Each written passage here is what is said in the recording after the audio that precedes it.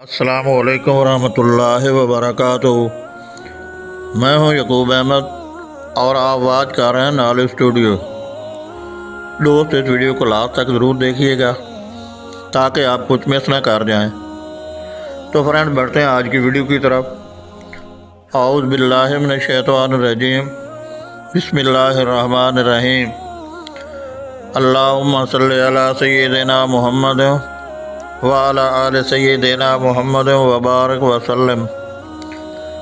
حقوق و فرائض سے کیا مراد ہے؟ کیسے زندگی ایک بوجھ بن کر رہ جاتی ہے؟ انسانوں کے بنائے ہوئے حقوق و فرائض کون سے ہیں؟ اسلام کے بنائے گئے حقوق و فرائض کیسے ہیں؟ ایک عام نقطہ کون سا ہے؟ کیا ہم دوسروں کی فکر اور اپنے آپ سے غافل ہیں؟ ہم آج کی ویڈیو میں ان سوالوں کے جواب دینے کی کوشش کریں گے۔ ہماری آج کی ویڈیو کا ٹائٹل ہے حقوق و فرائض اسلام کی نظر میں۔ حقوق و فرائض کی تعریف۔ انسان کے اس دنیا میں قدم رکھتے ہی اس کے تعلقات یہاں کے رہنے والوں سے قائم ہو جاتے ہیں۔ وہ کسی کا بیٹا ہے، کسی کا بھائی ہے، کسی کا بھانجا ہے، کسی کا بھتیجا ہے۔ پھر یہی تعلقات اس کی زندگی کے ساتھ ساتھ بڑھتے رہتے ہیں اور حقوق و فرائض کا ذریعہ بنتے ہیں۔ یعنی کچھ چیزیں اس کے دوسروں کے ذمے ہیں، ان کو حقوق کہا جاتا ہے، اور کچھ چیزیں دوسروں کی اس کے اوپر عائد ہوتی ہیں، انہیں فرائض کے نام سے یاد کیا جاتا ہے۔ اگر حقوق و فرائض کو ٹھیک ادا کیا جائے تو زندگی پر لطف اور خوشگوار گزرتی ہے، ورنہ زندگی ایک بوجھ بن کر رہ جاتی ہے۔ انسانوں کے بنائے ہوئے حقوق و فرائض ناقص ہیں۔ دنیا کے ہر مہذب معاشرے میں حقوق و فرائض کا تھوڑا بہت تصور پایا جاتا ہے، مگر اسلام کے پیش کردہ حقوق و فرائض کا مقابلہ دنیا کی کوئی قوم اور معاشرہ نہیں کر سکتا، اس لیے کہ دنیا کی سب قوموں نے اپنے اپنے تجربات کی روشنی میں اپنی اپنی عقل و فہم کے مطابق حقوق و فرائض کے دائرے متعین کیے ہیں۔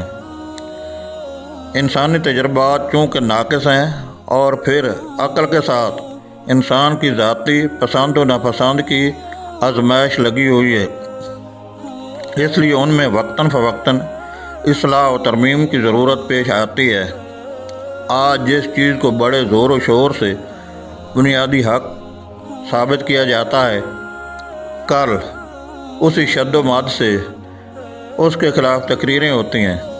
ماں باپ کے ذمہ اولاد کے اور اولاد کے ذمے ماں باپ کے کیا حقوق ہیں؟ شوہر پر بیوی کے اور بیوی پر شوہر کے کیا فرائض عائد ہوتے ہیں؟ رشتہ داروں کے آپس میں کیا حقوق ہیں اور معاشرے کے باہمی حقوق کیا ہیں؟ اسلام کے سوا دنیا کا کوئی مذہب، کوئی قانون اور کوئی سماج ان سوالوں کا دو ٹوک اور واضح جواب نہیں دیتا، نہ دے سکتا ہے۔ اسلام کے متعین کردہ حقوق و فرائض جامع ہیں۔ اسلام چونکہ خدائے احکم الحاکمین کا نازل کیا ہوا دین ہے، جس کے علم سے کائنات کا کوئی ذرہ پوشیدہ نہیں، جو انسانی فطرت کی تمام نزاکتوں سے واقف ہے، اور جس کے قانون حکمت میں کسی خواہش، جانبداری اور وقتی جذبات کی آمیزش نہیں۔ اس لیے اسلام نے حقوق و فرائض کا جو چارٹ و نقشہ پیش کیا ہے وہ اس قدر جامع ہے کہ زندگی کا کوئی شعبہ اور کوئی گوشہ اس سے خارج نہیں، اور پھر وہ اس قدر مقبول اور منصفانہ ہے کہ اس میں ایک رتی برابر ادھر ادھر جھکاؤ نہیں، اور پھر وہ اس قدر مستحکم ہے کہ دنیا جہان کے سارے عقل مند مل کر بھی اس پر کوئی اضافہ نہیں کر سکتے۔ دین معیار حق ہے، نہ کہ امریکہ و یورپ۔ اب ہماری کوتاہ نظری اور کم فہمی کا کیا کیا جائے؟ کہ ہم حقوق و فرائض کا کاسہ گدائی یعنی فقیروں کے مانگنے کا برتن لے کر کبھی مغرب کا رخ کرتے ہیں اور کبھی مشرق کا، کبھی لندن سے سند لاتے ہیں، کبھی ماسکو سے۔ ہم آئیڈیل کے طور پر ان لوگوں کے حوالے پیش کرتے ہیں جنہیں کبھی اسلام کی ضرورت ہی نہیں پڑی۔ ہمارے سامنے ان لوگوں کا نمونہ آتا ہے جن کا طریقہ زندگی اسلام کے مطابق نہیں ہے، عقل و دانش سے کورے، ایمان و یقین سے بے بہرہ ہیں اور صحیح انسانی اخلاق سے ناشنا ہیں۔ کیا مسلمان کے لیے یہ لوگ معیاری انسان ہو سکتے ہیں؟ ایک اہم نقطہ، اسلام کے متعین کردہ حقوق و فرائض کے سلسلہ میں ایک عام ترین نقطہ بھی پیش نظر رہنا چاہیے۔ آج آپ کے گرد حقوق طلبی کا شور بلند ہے۔ ہر شخص اپنا حق مانگتا ہے۔ خواتین مردوں سے حقوق کی جنگ لڑ رہی ہیں، کسان مالکوں سے حقوق کا مطالبہ کر رہا ہے، مزدور کارخانہ داروں کے خلاف حق تلفی کا ماتم کرتا ہے۔ غرض جس طرف دیکھو حق حق کی صدائیں بلند ہیں۔ لطف یہ ہے کہ ہر شخص وہ حق مانگتا ہے جو اس کا لوگوں کے ذمے ہے، لیکن دوسروں کا جو حق اس کے ذمہ ہے اس کے ادا کرنے سے بے پرواہ ہے۔ دوسروں کی فکر مگر اپنے سے غافل۔ اب ذرا سوچئے کہ جس معاشرے میں ہر فرد اپنا حق مانگنے کے لیے تو خم ٹھونک کر میدان میں نکل آئے، مگر دوسروں کے جو حقوق و فرائض اس کے ذمے واجب الادا ہیں ان کے ادا کرنے والا ایک بھی نہ ہو تو کیا ایسے معاشرے میں امن قائم ہو سکتا ہے؟ کیا کسی فرد کو بھی اس کا صحیح اور منصفانہ حق مل سکتا ہے؟ نہیں مل سکتا، بلکہ ہوگا یہ کہ کسی کا زور چلے گا تو وہ اپنے جائز حق سے بھی زیادہ اڑا لے جائے گا، اور کوئی شخص کمزور ہوگا تو ایڑیاں رگڑ کر رہ جائے گا۔ اس کی نہ کوئی داد ہوگی نہ کوئی فریاد۔ یوں پورا معاشرہ دھاندلی اور لوٹ کسوٹ کی لپیٹ میں آ جائے گا۔ حق طلبی کی جنگ۔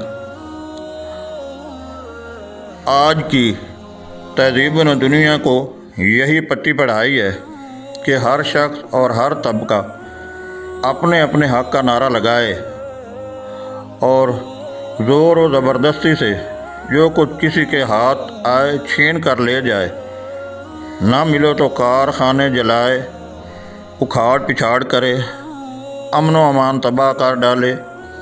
آج دنیا میں حق طلبی کی یہ جنگ ہر جگہ برپا ہے اور پوری دنیا اس کی وجہ سے مارکہ کارزار اور میدان جنگ بنی ہوئی ہے۔ ہم نے حقوق و فرائض کے بارے میں خوبصورت باتیں سنی ہیں۔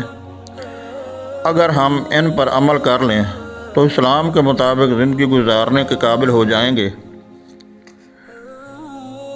ایک کے حقوق دوسرے کے فرائض ہوتے ہیں۔ ہم حقوق تو مانگتے ہیں مگر فرائض سے غافل ہیں۔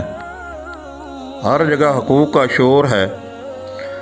اگر ہم ان کے بارے میں انصاف کریں تو معاشرے میں امن قائم ہو سکتا ہے۔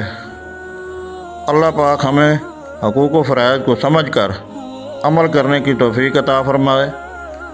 آمین ثم آمین یا رب العالمین۔ میں امید کرتا ہوں کہ آپ کو آج کی ویڈیو پسند آئی ہوگی۔ اگر پسند آئی ہے تو اس کو لائک اور اپنے دوستوں میں شیئر کر دیں، اور ساتھ ساتھ کمنٹ سیکشن میں اپنی قیمتی رائے کا اظہار بھی کریں۔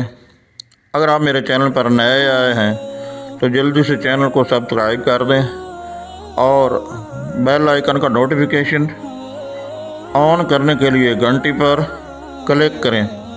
ویڈیو دیکھنے کا بہت شکریہ۔ اپنا خیال رکھیے گا، دعاؤں میں یاد رکھیے گا۔